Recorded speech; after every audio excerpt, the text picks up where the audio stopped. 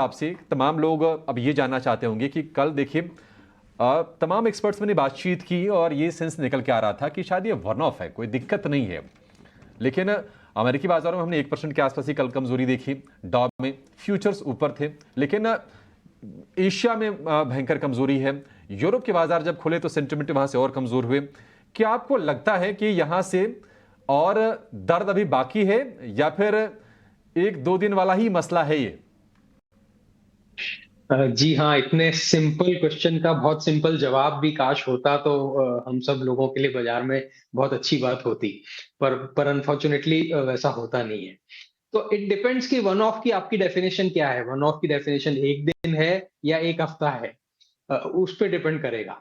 पर अगर आप देखें तो नेट-नेट एक तो सबसे पहले तो ये काफ़ी डिस्कस हो चुका है कि बहुत ज़रूरत थी कि यूएस कंट्री की मैक्रो इकोनॉमिक नंबर्स को देखते हुए उनका जो क्रेडिट रेटिंग चल रहा था वो अनसस्टेनेबल था और उसका डाउनग्रेड होना था।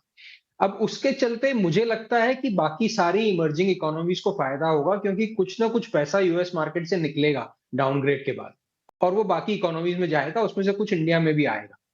ठीक है, वो हो सकता है थोड़ा-सा मीडियम टर्म में वो हो, इसलिए शॉर्ट टर्म में ये है कि बाजार में अब हम आते हैं बाजार के पर्सपेक्टिव पे भी जो आप बात कर रहे थे कि हम अगर मार्च के लो से जो मेरे ख्याल से करीब 16,800 निफ्टी था, तब से 99 का फेयर वाला 20,000 को हम बस छूने से रह गए और उसके पहले ही बाजार ने कहा कि नहीं, मैं तो नहीं जाता, मैं जी। वापस नीचे जा रहा हूँ।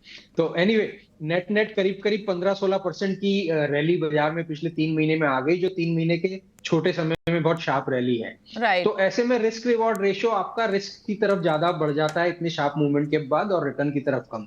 तो कुछ राइट। ना कुछ फैक्टर्स मुझे लगता है सेंटिमेंटल बाजार ढूंढ रहा था। बिल्कुल, कुछ आपके